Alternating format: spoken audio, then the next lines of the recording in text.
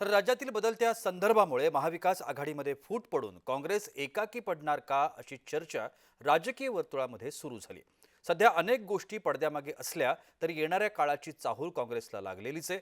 त्यामुळेच त्यांना आता चिंता सतावते अशी शक्यता वाटू लागली आहे। पाहूयात मवियामध्ये काँग्रेस एकाकी पडली आहे का या प्रश्नाची कारण मीमांसा करणारा एक विशेष रिपोर्ट।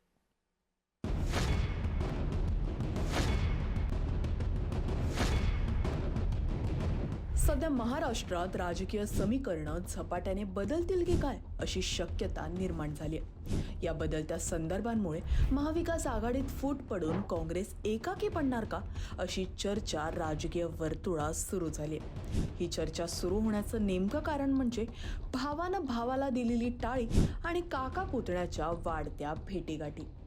फुटीनंतर आधी कौटुंबिक कार्यक्रमात भेटणारे शरद पवार आणि अजित पवार आता जाहीर कार्यक्रमात उघडपणे एकत्र येऊ लागले। दोन्ही राष्ट्रवादी काँग्रेसच्या विलिनीकरणाच्या चर्चा वेग धरू लागल्यात। उद्धव आणि राज या ठाकरे बंधूंनी मागील सर्व काही विसरून एकत्र येण्याची ऑफर एकमेकांना दिली आहे। त्यामुळे महाविकास आघाडीत काँग्रेस एकटा शिलेदार उरतो की काय असं वाटू लागलंय। अर्थात दोन्ही राष्ट्रवादी काँग्रेसच्या विलिनीकरणाच्या बाबतीत महायुतीतील नेते सावध भूमिका घेताना दिसतात। राष्ट्रवादी काँग्रेस पक्ष आता अजित पवार गट नाही, बरोबर, सॉरी, आणि पवार साहेबांचा सुद्धा राष्ट्रवादी काँग्रेस पक्ष निवडणूक आयोगात दिले, त्यामुळे तो मुद्दा त्या ठिकाणी नाही। आमच्याकडे अशा पैकीचा कुठला प्रस्तावही नाही, वरिष्ठ पातळीवरती या संदर्भामध्ये कुठली चर्चाही त्या ठिकाणी नाही। त्याच्यामुळे आज तरी तशा पैकीचा प्रश्न संभवत नाही, उद्भवत नाही। कदाचित याच अस्वस्थतेतून काँग्रेसची धावपळ सुरू झाली असं म्हणावं लागेल। काँग्रेसचे प्रदेशाध्यक्ष हर्षवर्धन सपकाळ यांनी नुकतीच शरद पवार आणि त्यानंतर उद्धव ठाकरे यांची भेट घेतली। मवियामध्ये काँग्रेसला एकाकी वाटत असल्याचं पहिलं कारण म्हणजे उद्धव ठाकरे यांची देवेंद्र फडणवीस यांच्यासोबत भेटींच्या माध्यमातून वाढत असलेली जवळीक। सामनामधून मधल्या काळात भाजपचं केलेलं कौतुक हे सुद्धा एक महत्त्वाचं कारण आहे। त्यातच उद्धव ठाकरे आणि राज ठाकरे यांच्यात एकत्र येण्याबाबत सुरू झालेला संवाद।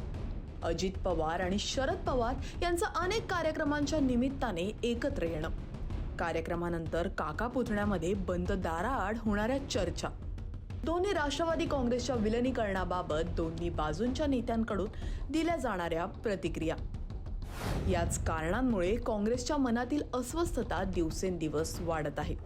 याच अस्वस्थतेमधून काँग्रेसचे नवनियुक्त प्रदेशाध्यक्ष हर्षवर्धन सपकाळ या दोन्ही बाजूच्या प्रमुख नेत्यांच्या भेटीगाठी घेत आहेत। इंडिया अलायन्स आणि महाविकास आघाडी या दोन्हीचं जे मूळ कारण होतं तर भारतीय जनता पार्टी ही लोकशाही विरोधात आहे, ही भारताच्या संविधानाला ही न मानणारी आहे, न जुमानणारी आहे। आणि या सगळ्या पार्श्वभूमीवर महाविकास आघाडी आणि इंडिया अलायन्स हा एकत्र झाला होता। शिवसेना उद्धव ठाकरे, राष्ट्रवादी काँग्रेस शरद पवार गट आणि काँग्रेस हे महाविकास आघाडीचे प्रमुख शिलेदार। काँग्रेस व्यतिरिक्त इतर पक्षांनी राजकीय अपरिहार्यता म्हणून वेगळे मार्ग चाचपण्यास सुरुवात केली।